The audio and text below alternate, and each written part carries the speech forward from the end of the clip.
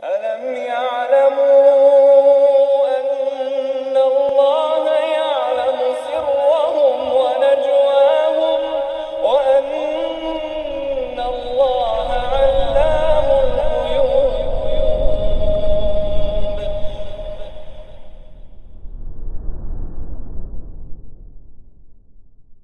السلام عليكم ورحمة الله وبركاته. إن الحمد لله نحمده ونستعينه ونستغفره ونعوذ بالله من شرور أنفسنا وسيئات أعمالنا.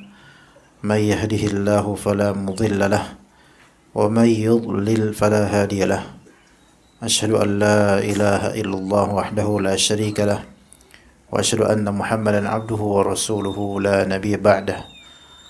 فقد قال الله تعالى في كتابه الكريم: يا أيها الناس اتقوا ربكم الذي خلقكم من نفس واحدة وخلق منها زوجها وبث منهما رجالا كثيرا ونساء واتقوا الله الذي تساءلون به والأرحام إن الله كان عليكم رقيبا. وقال: يا أيها الذين آمنوا اتقوا الله حق تقاته ولا تموتن إلا وأنتم مسلمون.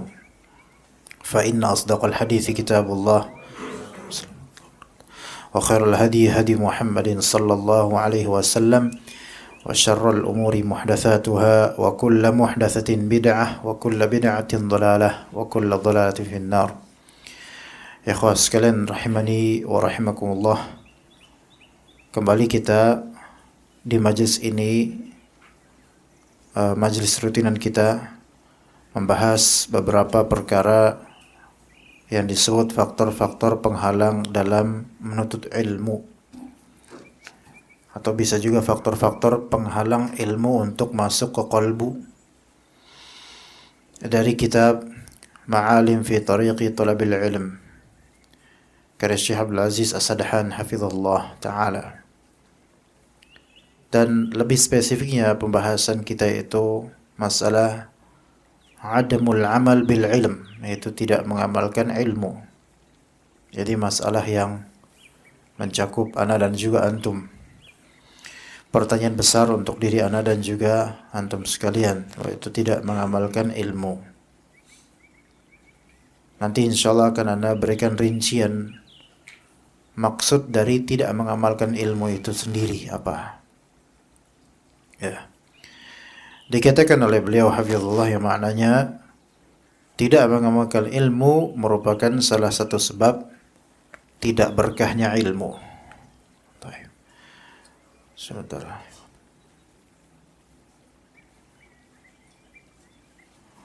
Ya, supaya lebih manfaat kita share lebih afdal.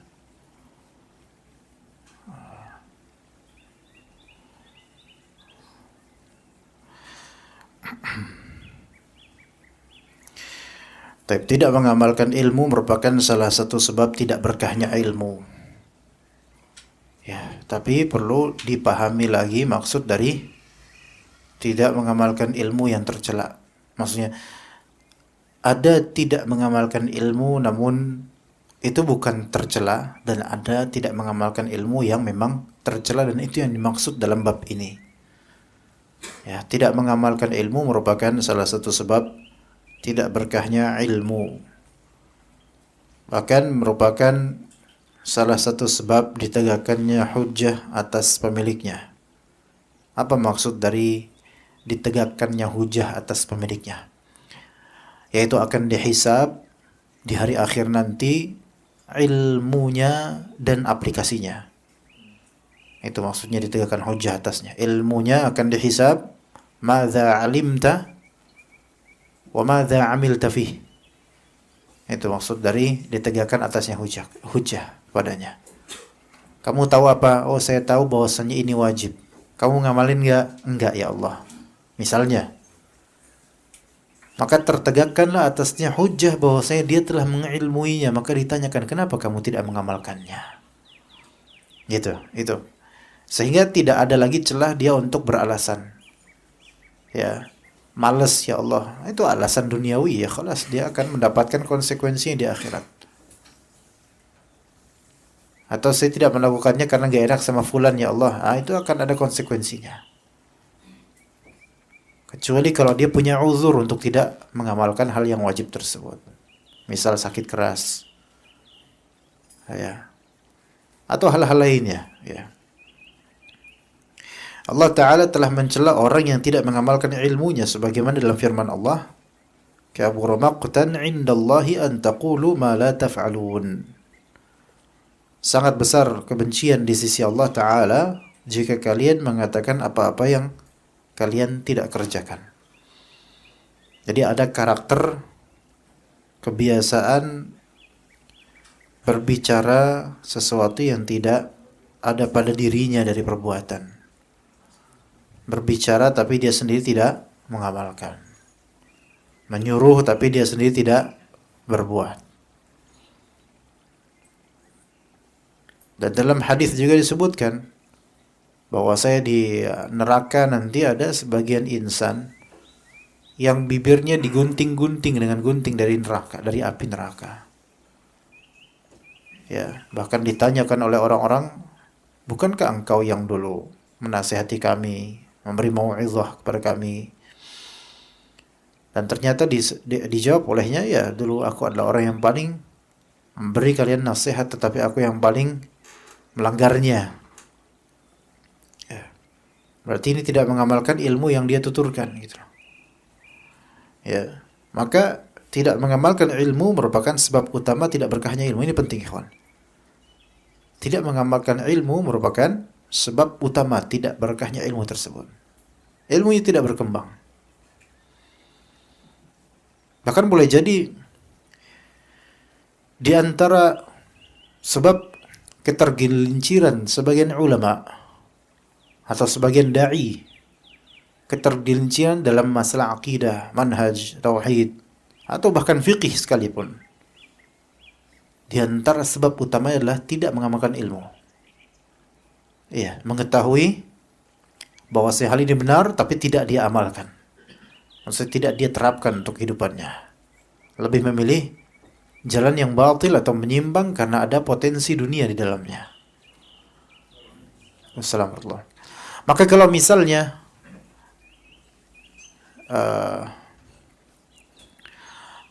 seseorang bahkan bergelar apapun, doktor atau profesor atau apapun gelarnya, Allah Ta'ala bukakan untuknya pintu kebenaran, namun dia lebih memilih kehidupan dunia atau lebih memilih janji duniawi, Waalaikumsalam warahmatullahi wabarakatuh, dibandingkan dengan nasib ukhrawi, maka akan ada efeknya di ceramahnya, di konklusinya dan sikapnya terhadap kebenaran.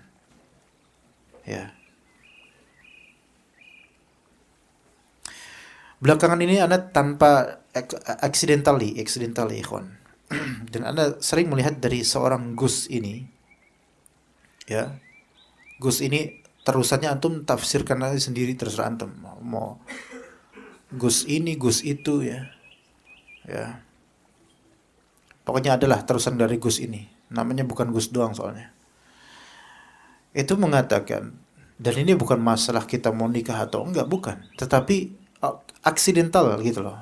Secara coincident, tanpa ada rencanakan dalam melihat gambar ya, meme gitu ya, dakwah, poster dakwah gitu. Kalau mau poligami, lakukan aja, nggak usah bawa-bawa sunnah, kata dia gitu. Faham nggak maksudnya, kawan? Ini kalimat syubhat ini. Ini kalimat yang kalau memang ini benar ternisbatkan kepada Gus itu, dan memang banyak kalimat Gus itu yang ngawur. Walaupun sebagian mengatakan dia Al-Quran berjalan, enggak. Dia syubhat yang berjalan. Maka dibilang kalau mau poligami, lakukan saja, nggak usah bawa-bawa sunnah. Ini kalimat menurut antum gimana ya, kawan? Ini terlepas dari antum mau apa enggak ya. Ini bukan masalah baperan mau poligami enggak. Nah, bukan masalah ini. Kalau mau poligami, mau tinggal lagi, nggak usah bawa-bawa sunnah. Artinya dia ini menentang orang yang mau melakukan praktik ta'addud dan poligami karena ingin mengikuti sunnah Nabi. Jadi ketika misal antum ada hasrat untuk berpoligami dan antum merasa insya Allah diri antum bisa adil terhadap zaujat, dan antum telah memiliki ilmunya, dan inilah syariat Allah Subhanahu wa taala, dan disunnahkan bagi orang yang mampu, dan untuk memperbanyak keturunan dan seterusnya dianjurkan. Taib. Kemudian antum katakan ke calon atau calon mertua, karena saya mau menerapkan sunnah. Kira-kira antum berpahala nggak dengan perkataan itu, ikhwan? Berpahala. Berpahala, karena ini diantara amalan Rasulullah SAW dan para sahabatnya. Namun kemudian ketika antum mengatakan begitu, ada seorang kiai, baik Gus atau apalah namanya, mengatakan nggak usah bawa-bawa sunnah dalam masalah ini. Taib. Siapa yang mensyariatkan ta'addud dan poligami, ikhwan? Allah dan Rasulnya. Berarti ini sesuatu yang masyru' atau tidak? Masyru', disyariatkan. Berarti sesuatu yang ada sunnahnya nggak? Ada sunnahnya. Boleh nggak kita katakan ini sunnah? Boleh. Bahkan itu adalah hal yang berpahala dalam mengikrarkan dan mengibarkan apa? Sunnah. Dan hendaknya ikhwan juga mengatakan gitu kepada orang kalau misalnya untuk mau nikah, baik nikah pertama atau kedua. Kenapa mas mau nikah sampean? Walaupun nikah pertama, saya mau menjelaskan sunnahnya para nabi, karena rata-rata nabi tidak ada yang jomblo, tidak ada yang nggak nikah, mungkin kecuali Nabi Isa alaihissalam. Ya. Tapi rata-rata sunnahnya para nabi menikah dan memiliki anak. Nanti kan tu bilang, ana pengen menjalankan sunnah yang Allah Taala Rasulnya lazimkan untuk ana. Antum berkata begitu, Shopee-nya dimatiin dulu ikhwan, karena ini konteksnya bukan belanja ini. Shopee-nya dimatiin dulu, lagi seru ini soalnya. Iya, lagi pula itu juga udah mulai redup. Gantilah Tokopedia lah ya.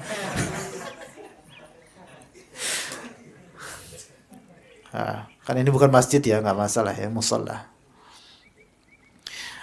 Sampai mana ikhwan? Tokopedia. Kita lanjut ke yang lain lagi.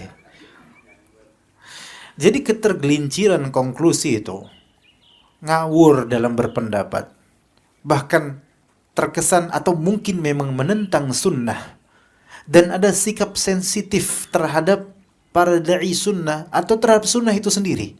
Ini diantara penyebabnya diyakini insyaAllah bahwa dia tidak mengamalkan suatu ilmu, makanya Allah hukum dengan ketergelinciran. Mengamalkan suatu ilmu yang wajib dia amalkan, maka Allah bisa menghukum dia dengan ketidakberkahan ilmu atau ketergelinciran di suatu tema dalam ilmu. Di antara yang Anda sebutkan tadi. Maka tidak mengamalkan ilmu merupakan sebab utama tidak berkahnya ilmu. Antum tahu kalau ilmu orang tidak berkah, banyak hal yang aneh darinya. Ilmu seseorang banyak misalnya, tapi tidak berkah. Banyak, hafalannya Masya Allah, tapi tidak berkah. Antum akan melihat keajaiban dari lisannya. Yaitu keajaiban berupa hal yang membuat antum geleng-geleng. Bahkan sebagai orang awam antum mungkin malu mendengarnya. Contohnya Gus lain yang sudah wafat. Dan alhamdulillah wafatnya beliau ada berkahnya dunia mungkin. Mengatakan dulu bahwa Al-Quran adalah kitab paling porno. Siapa yang mengatakan begitu ya? Seorang Gus.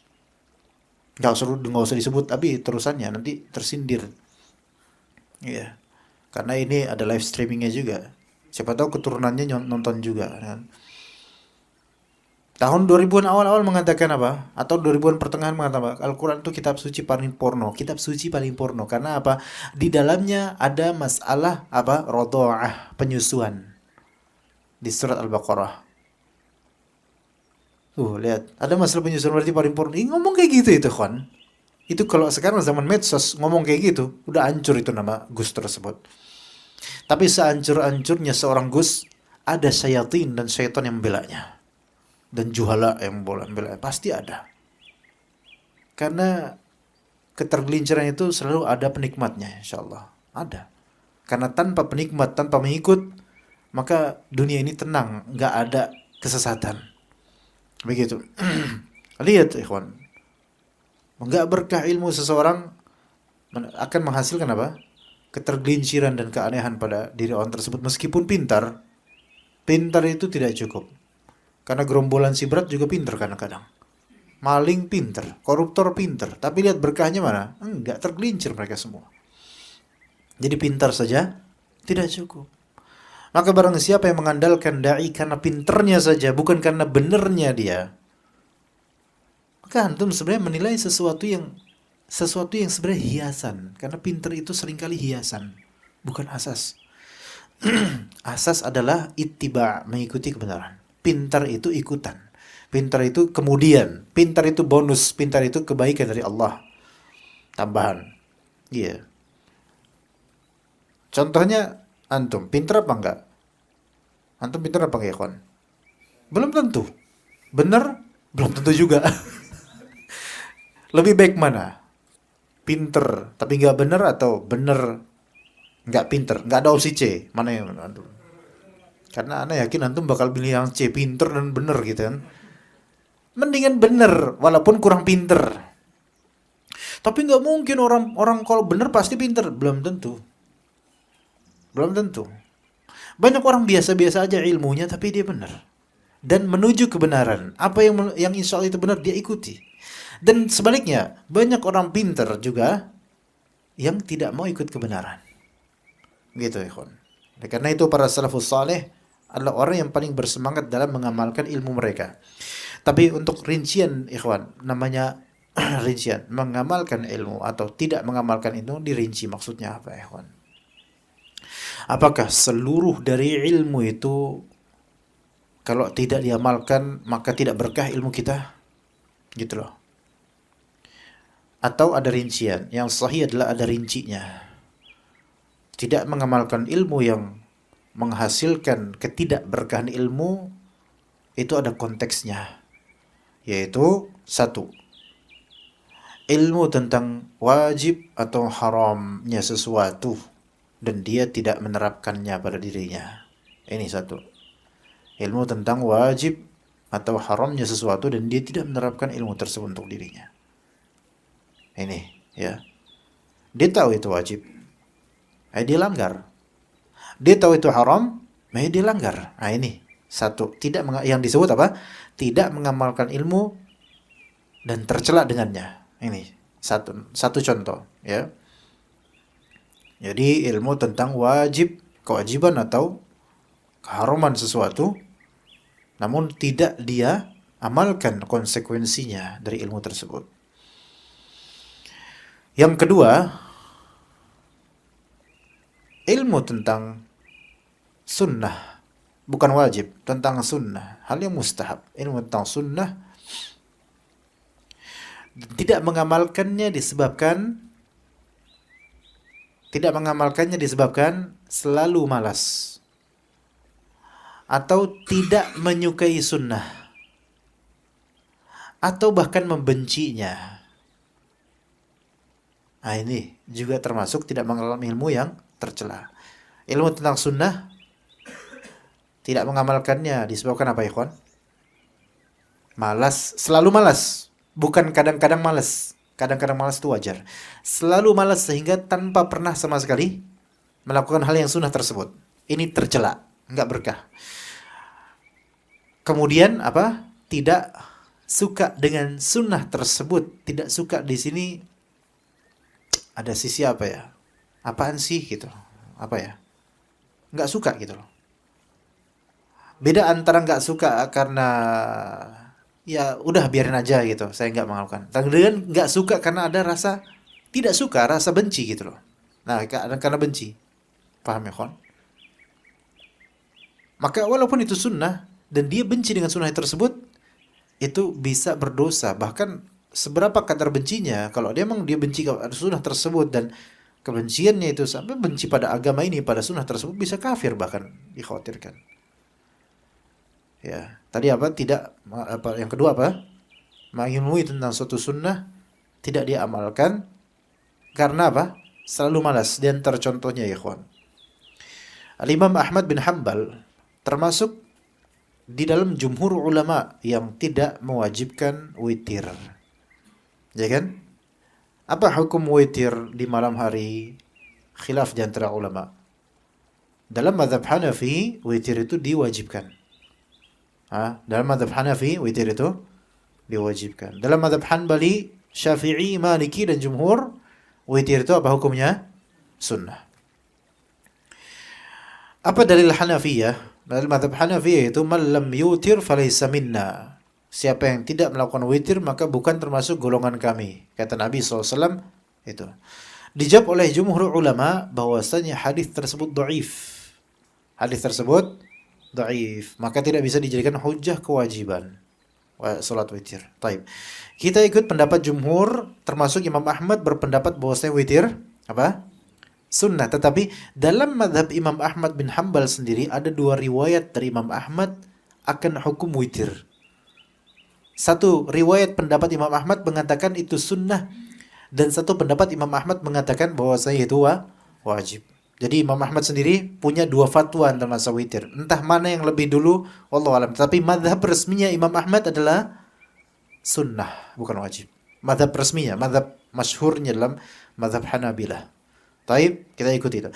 Tetapi di suatu poin Imam Ahmad mencela orang yang tidak salat witir. Maksudnya tidak pernah salat witir. Mencela.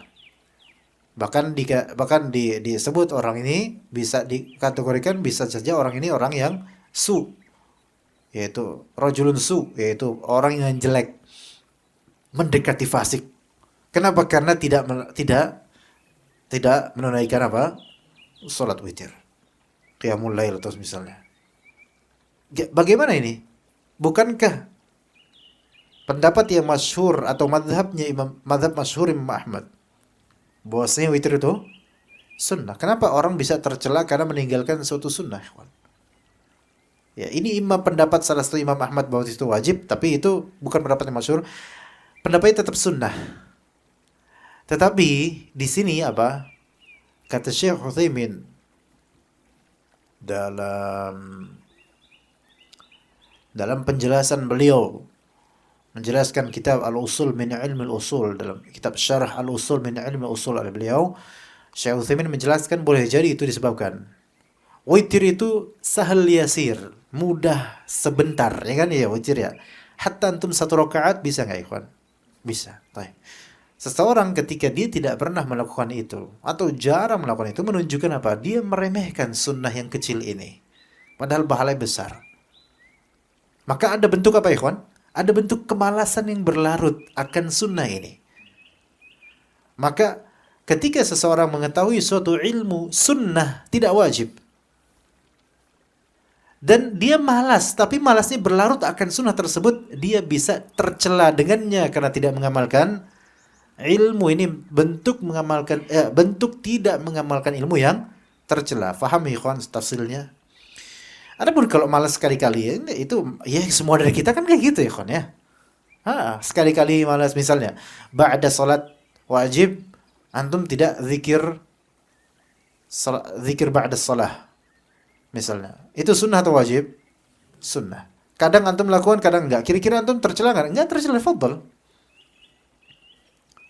Bahkan Syekh Abdurrahman Al-Jibrin rahimahullah ketika ditanya bolehkah seseorang dia punya hajat di luar, entah pekerjaan, entah apa, dia setelah salat fardu, ya dia berzikir tapi sambil berlalu dari majlis atau dari masjid.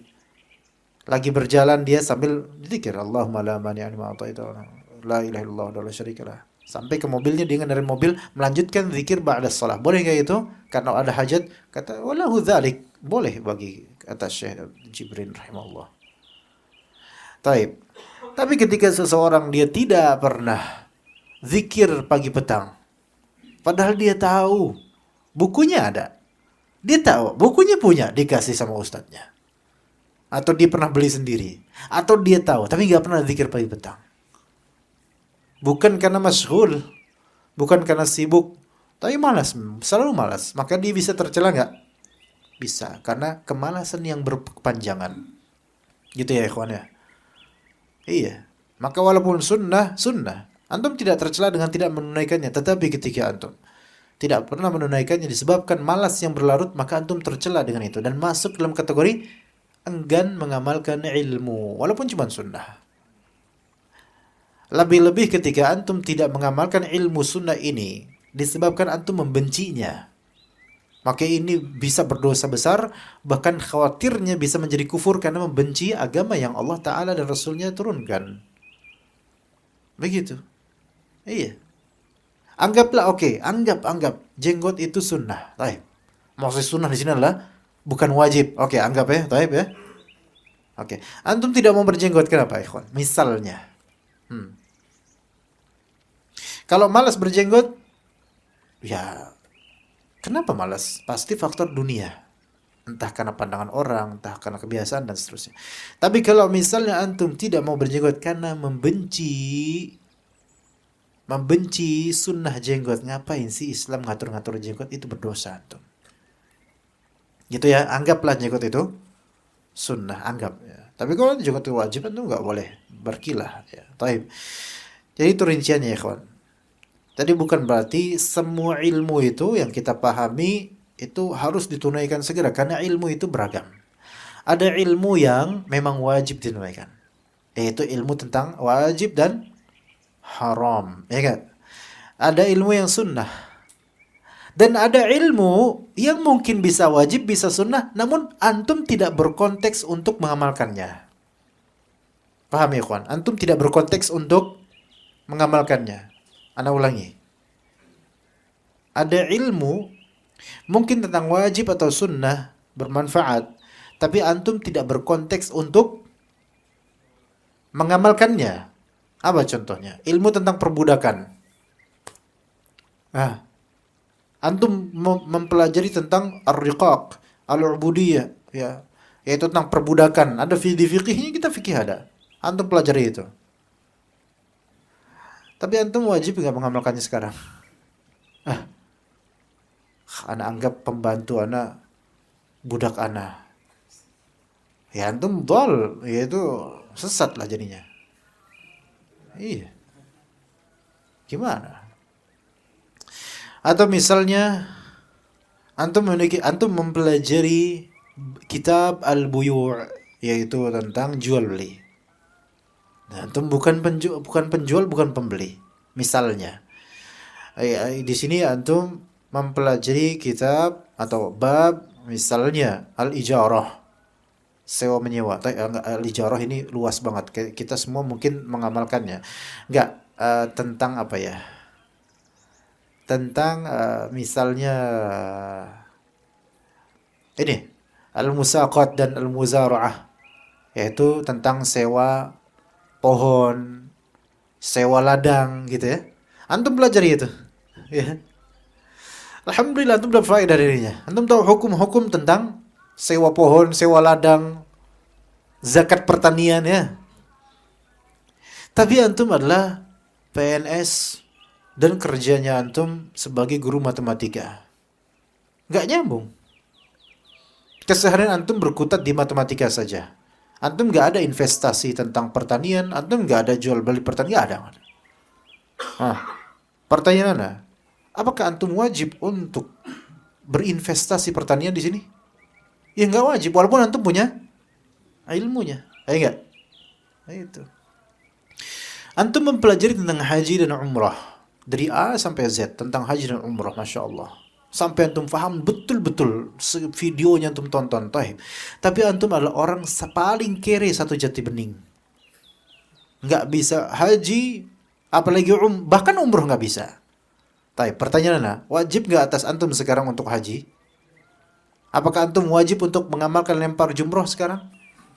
Enggak. Karena antum apa? Tidak berkonteks untuk mengamalkannya. Faham di sini, kawan? Antum pelajari fikih poligami, masya Allah. Iya. Satu aja masih ribet, tapi udah mempelajari. Tafadhol. Iya, yang penting mengisi waktu untuk ilmu, kata antum gitu.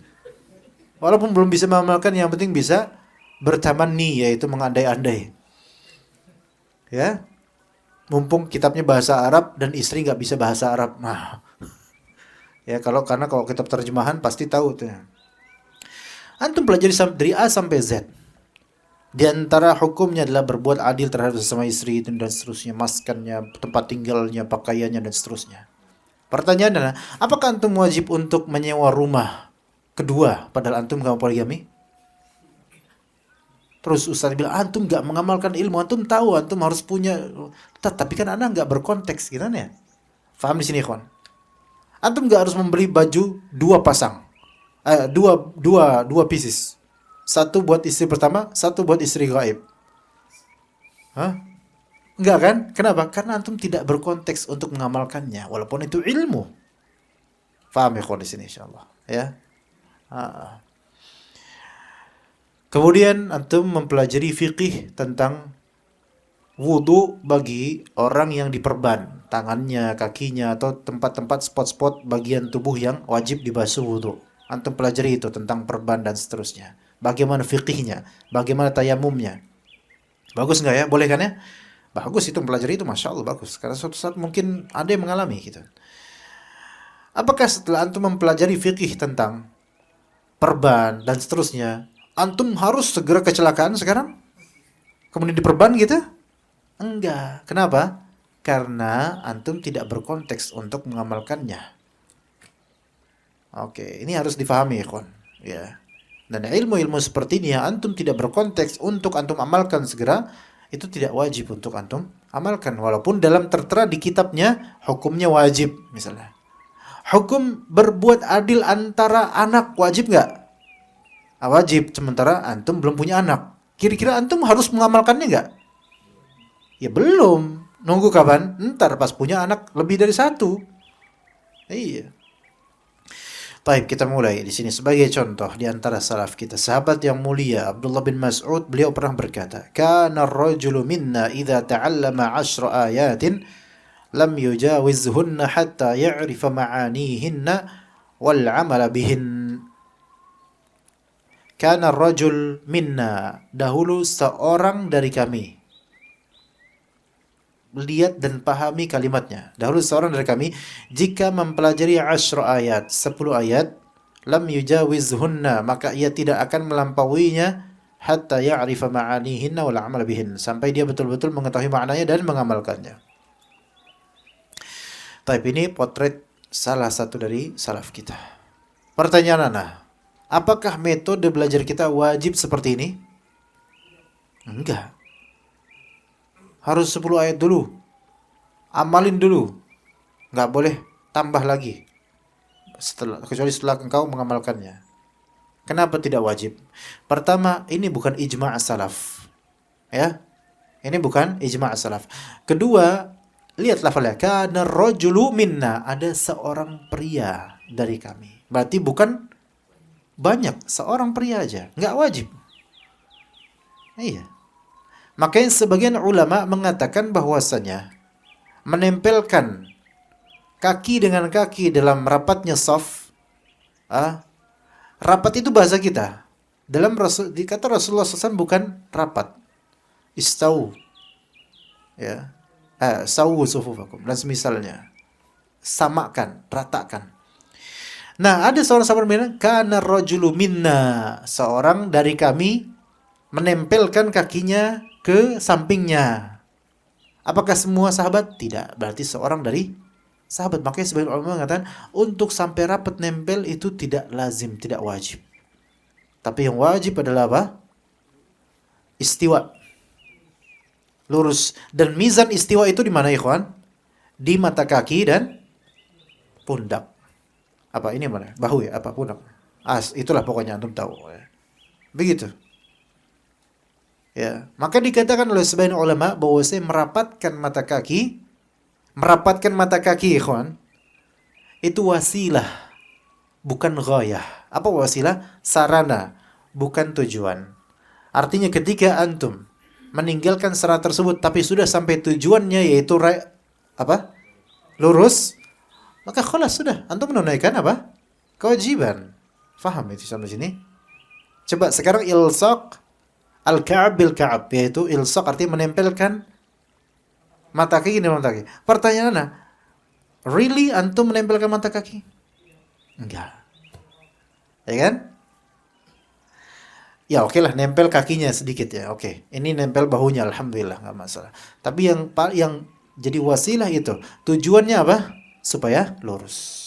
Nah, seperti itu ya, kawan. Nah, yang lurus siapa? Sahabat pada semua lurus. Itu tujuannya. Tapi yang menempelkan itu sebagian saja, enggak semuanya. Faham di sini ya? Begitu bedanya, ikhwan. Ya. Masih mau lanjut kajiannya atau enggak, ikhwan? Anak kok ngelihat antum mengalami futur gitu. Atau lah emang lagi serius ini, kok kayaknya pada diem aja. Hah? Menyimak, bener ya? Nggak kemana-mana kan pikirannya kan? Iya. Ada soalnya nggak pakai kacamata tapi menangkap ruh-ruh. Ya ruh-ruh gimana gitu. Ya jadi dan yang tadi pertama ini bukan ijma' salaf. Kedua ini perbuatan seorang pria dari kalangan salaf, tidak semuanya. Yang ketiga, metodologi belajar itu Rasulullah bebaskan ya kawan. Enggak diikat harus begini harus begitu dalam Islam. Selama wasilah tersebut insya Allah mencapai ghayah yang sahihah dan wasilah yang tidak melanggar syariat, maka alhamdulillah, fadl. Fadl. Ya. Apakah kemudian dalam kajian tafsir nggak boleh melewati 10 ayat dalam kajian tafsir kecuali harus diamalkan semua? Enggak gitu juga. Maka metode mana yang bermaslahat sesuai dengan kondisi dan juga zaman, fadl. Ya begitu. Tapi di sini menunjukkan bahwasanya para salaf kita mereka sangat memperhatikan mengamalkan isi dari kandungan Al-Qur'an. Kedua, Ali bin Abi Thalib radhiyallahu anhu pernah berkata, "Yahtiful ilmu bil amal, fa in ajabahu wa illa wadda'ahu urtahal." Ilmu akan mengajak pemiliknya untuk beramal. Jadi, ilmu itu nyambung kepada amal, connected kepada amal. Kalau misalnya dia mau beramal, dijawab dengan beramal, alhamdulillah, maka tetaplah ilmunya. Ya. Tapi wa illa kalau misalnya tidak nyambung ke amalan, maka wadda'ahu, maka irtahal, maka hilanglah ilmu tersebut. Hatta ilmu yang sunnah. Kalau tidak diamalkan akan lupa, hilang. Enggak paham lagi. Hatta ilmu yang sunnah. Apa contohnya? Zikir pagi petang. Bagi yang tidak mengamalkannya, enggak berdosa. Enggak berdosa. Kecuali kalau dia meremehkan dan tidak pernah mau mengamalkan, itu berdosa bisa. Tapi jarang diamalkan. Iya. Maka enggak hafal. Pernah hafal, lupa habis itu. Karena enggak pernah mengamalkan lagi. Walaupun sunnah. Hal ini dikarenakan ilmu dan amal bagaikan dua saudara yang senantiasa beriringan dan dua sahabat yang tidak terpisahkan. Mereka akan selalu bersama. Jika di sana ada ilmu tapi tidak ada amal, maka hal itu akan menjadi hujah atas pemiliknya, yaitu senjata makan tuan. Akan ditanya dan kerepotan dia dengan pertanyaan tersebut. Kamu tahu itu kebenaran, kenapa enggak diamalkan? Nah ini. Jawabannya apa kira-kira? Males. Ya Allah, itu kan cuma sunnah. Taib, mungkin bisa jawab seperti itu. Ya. Tapi yakin bisa jawab seperti itu. Hanya saja tetap kita katakan bahwa yang sunnah tidak sampai wajib. Itu aja ya. Ya begitu. Yang sunnah tidak sampai wajib. Kemudian yang ketiga, Bishr al-Hafi rahimahullah berkata, Addu zakat al-hadith. Fasta'milu min kulli mi'atai hadithin khamsat ahadith. Tunaikanlah zakatnya hadith. Ya, zakat ilmu. Caranya apa? Amalkan dari setiap 200 hadis, amalkan 5 hadis. Nah, ini dia menunjukkan bahwasanya Bishr al-Hafi ini mengerti bahwasanya tidak semua ilmu itu harus segera diamalkan. Imma karena itu bukan wajib, imma karena itu sunnah mungkin, atau imma karena pegiat ilmu ini dia tidak berkonteks untuk mengamalkan apa yang dia fahami ini. Gitu. Ya. Maka dari 200 hadis azamkan untuk mengamalkan minimal 5 hadis. Tuh lihat. Dan kenapa beliau menyebutkan itu 200 hadis, 5 hadis? Karena diserupakan seolah-olah seperti zakat harta. Coba zakat tabungan, zakat harta kita berapa persen? Berapa persen ikhwan? 2,5% dari 100, ya kan? 2,5 dari 100. Itu zakat harta.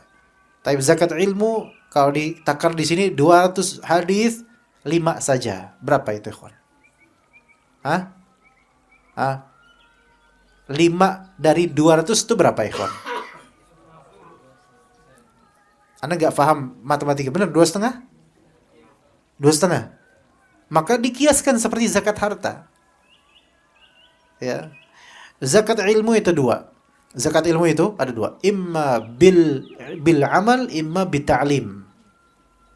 Zakat ilmu itu ada 2. Bisa dengan mengamalkannya atau bisa dengan mengajarkannya. Itu semua zakat. Tapi yang paling awal adalah Ya mengamalkannya dulu. Ya, paling awal adalah mengamalkannya dulu, yaitu zakat ilmu. Maka barang siapa yang menunaikan zakat ilmu, maka Allah berkati ilmunya. Tapi sekali lagi ingat bahwasanya mengamalkan ilmu tentu itu sesuatu yang muraghabun fih, yaitu yang dianjurkan sangat. Tapi dikontekskan apakah orang ini memang dia wajib untuk mengamalkannya atau sunnah, atau dia tidak berkonteks. Kalau dia tidak berkonteks untuk mengamalkannya, cukuplah itu sebagai perbendaharaan ilmunya. Siapa tahu suatu saat dia akan berkonteks untuk mengilmuinya. Syekhul Islam Ibnu Taimiyah rahimahullah, kalau antum lihat Majmu' Fatawa, ada juga kitab An-Nikah beratus halaman. Beliau nikah nggak? Enggak. Beliau tahu nggak hukum nikah? Tahu. Rincinya tahu, hukum nikah, hukum talak tahu semua. Tapi beliau nggak nikah. Apakah antum berani mengatakan, tuh lihat Syekhul Islam aja nggak mengamalkan ilmunya? Gitu kan? Paham di sini, kawan? Jadi karena beliau tidak berkonteks untuk menikah, maka nggak masalah. Tafadhal. Ya begitu. Ya. Mengamalkan ilmu akan membantu dalam penjagaan terhadap ilmu itu sendiri. Jadi kalau antum dia ditanya, bagaimana cara menjaga ilmu? Maka jawablah dengan cara mengamalkannya. Atau kalau bukan dengan amal, minimal memurajaahnya atau mengajarkannya. Murajaah itu mudzakarah. Misalnya di antara teman-teman, tadi kita belajar apa ya, kawan? Iya. Boleh seperti itu. Ya. Jika Anda ingin melihat kebenaran hal itu, maka perhatikan tentang zikir-zikir harian. Misal zikir pagi petang. Misal zikir ketika mau tidur. Mau tidur nih, kadang-kadang ada sebagian kita itu yang lebih dari kerbau. Ya, enggak tidur gitu, dan tidurnya mudah, bangunnya susah. Itu prinsip siapa itu? Yang rasa tunjuk tangan, tafadhol. Tidurnya mudah, bangunnya susah. Allah musta'an ini orang ini. Ya. Nah, ketika mau tidur coba, doa apa saja yang kita baca? Ya. Bismikallahumma ahya wa amut. Itu paling standar banget itu, Masya Allah. Itu pun masih baca teks, Masya Allah. Ayat kursi, ya jazakallah khairan. Qul huwallahu ahad, qul a'udzu birabbin nas, qul a'udzu birabbil falaq, sampai, dan juga meniup tangan dan mengoleskannya ke tubuh yang dimampu saja. Ya. Alhamdulillah. Apa maning? Ya. Allahumma inni aslamtu nafsi ilaika wa wajjahtu wajhi ilaika wa fawwadtu ila amri ilaika wa alja'tu dhahri ilaika raghbatan wa rahbatan ilaika, sampai akhirnya. Masya Allah. Antum sungguh-sungguh berarti baca doa itu, ikhwan. Itu yang Allahumma inni aslamtu nafsi ilaika wa wajjahtu wajhi ilaika, dan sampai akhirnya hafalkan itu. Di tiap malam tuh. Tiap malam. Kali itu Masya Allah, itu doa itu bagus banget tuh doanya tuh. Subhanallah, alhamdulillah, Allahu Akbar, 33, 33, 34 saat. Bagus. Sebagaimana kata Rasulullah SAW kepada Fatimah. Kenapa bisa hafal seperti itu, ikhwan? Ya karena mengamalkan. Karena selalu ingat. Kenapa sebagian kaum muslimin banyak yang hafal surat Al-Kahf, Al-Kahfi? Apakah mereka menghafal secara intensif kayak para hafiz menghafal? Enggak. Bisa jadi mereka karena setiap hari Jumat membacanya, jadi hafal sendiri. Hatta hafalnya cuma setengah surat. Al-muhim dia hafal. Kenapa? Ini menunjukkan takrarul amal hifdhuh. Ya, yaitu mengulang amalan itu sama dengan menjaga amalannya. Begitu. Zikir ketika masuk dan keluar kamar mandi. Masuk kamar mandi zikirnya apa, ikhwan? Allahumma inni a'udzubika minal khubuthi wal khaba'ith. Keluar dari kamar mandi, ghufranak. Jangan kebalik. Masuk kamar mandi, Allahumma ftahli abwaaba rahmatik. Masjid antum di mana,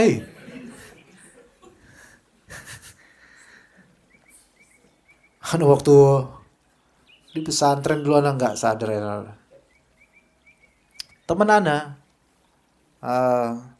jemaah juga, Arab juga, teman Arab Indo, ikhwan. Namanya Gusnan namanya. Marganya lupa ya. Tapi sebutannya godek dia. Ana bilang, dia bersinnya.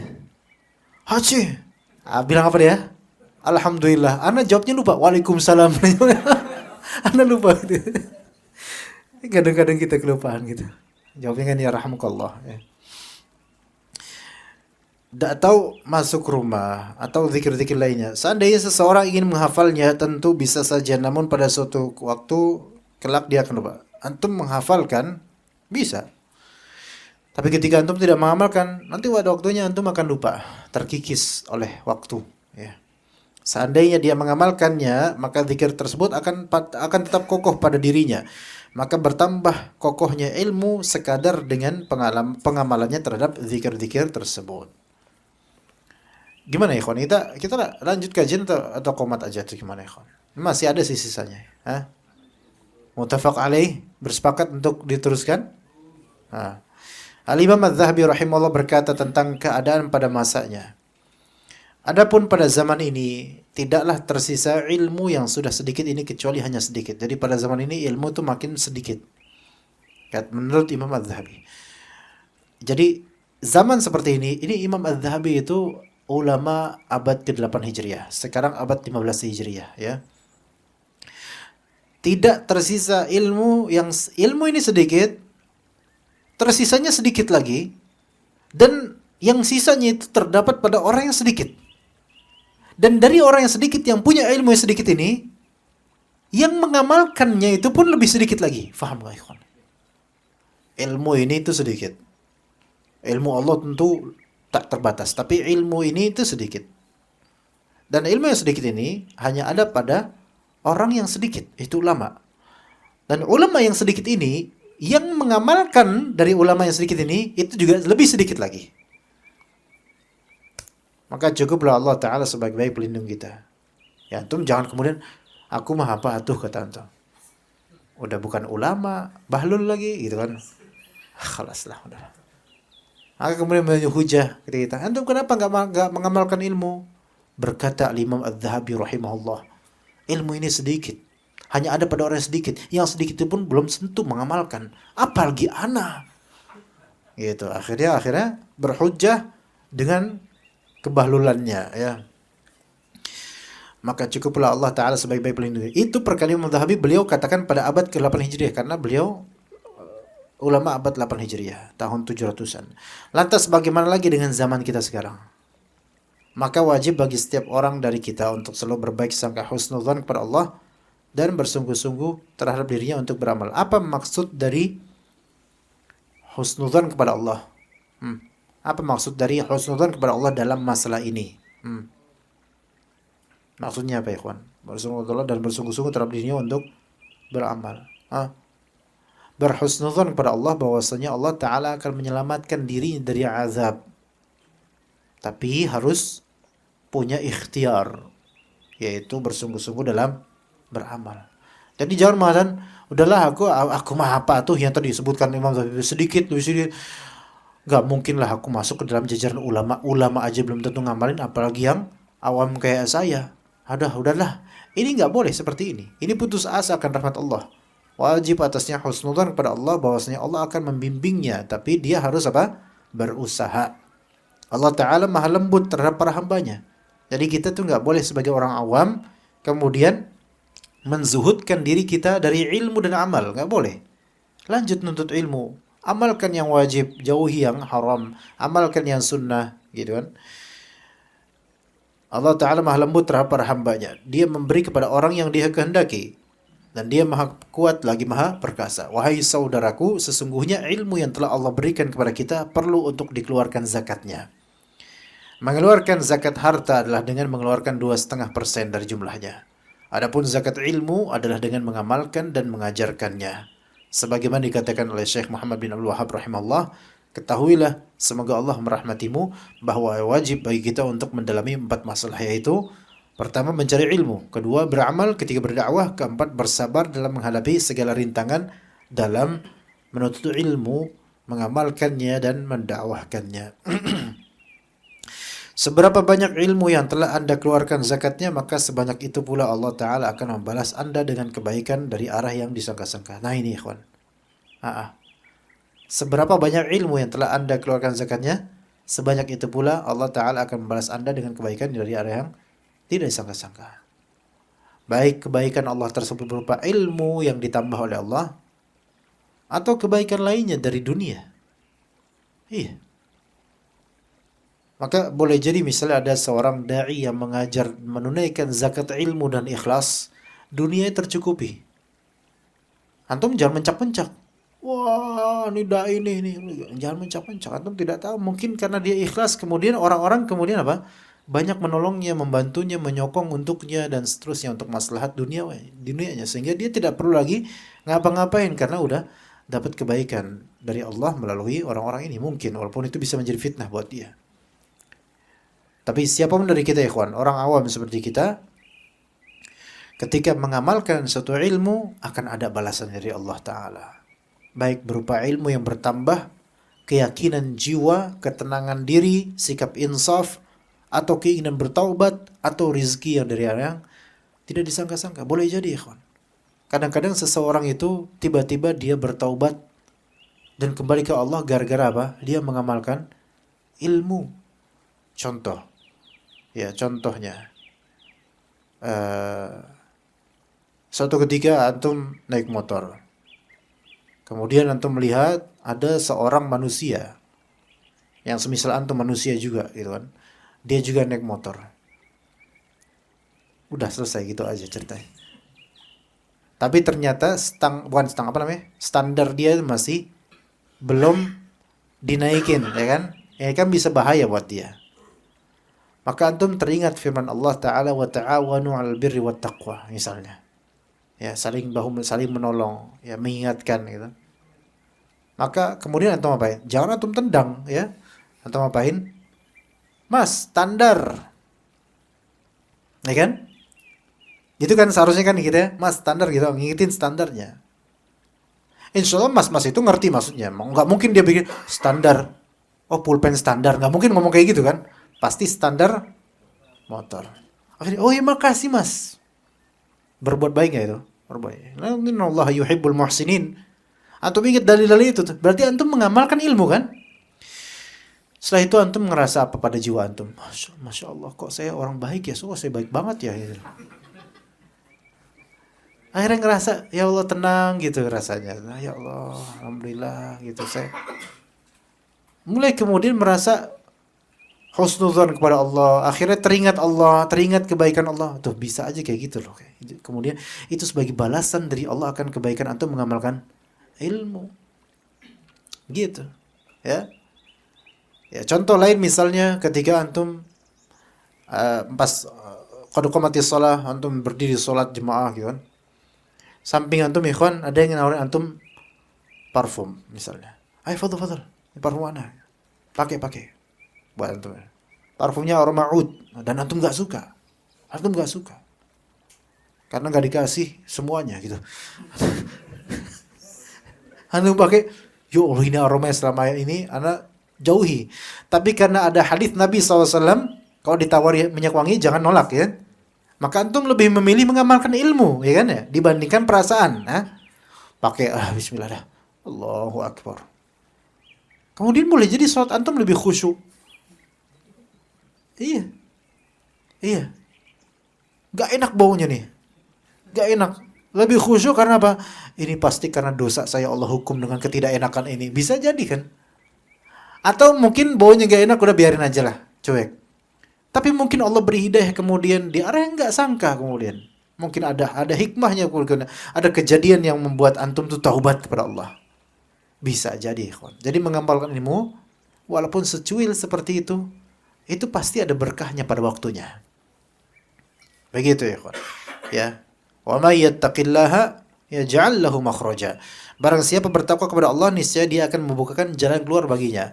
Makanya dari ayat ini dan dari pembahasan kita ini ikhwan, kalau kita mengamalkan ilmu akan Allah balas dan kebaikan dari arah yang tidak sangka-sangka.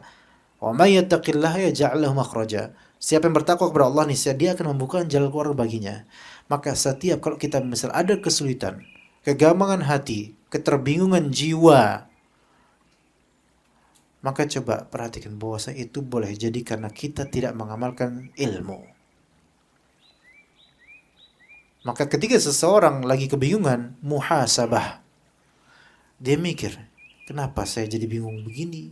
Kenapa saya jadi galau begini? Kok saya jadi gamang dan ngambang seperti busa di tengah lautan? Bingung saya. Ketahuilah penyebabnya adalah antum sedang tidak mengamalkan ilmu. Imma antum sedang khusuzon pada Allah, bisa jadi. Imma antum kurang tawakal sama Allah. Imma antum kurang zikir. Coba sekarang yang tiga itu coba lihat. Oh benar juga.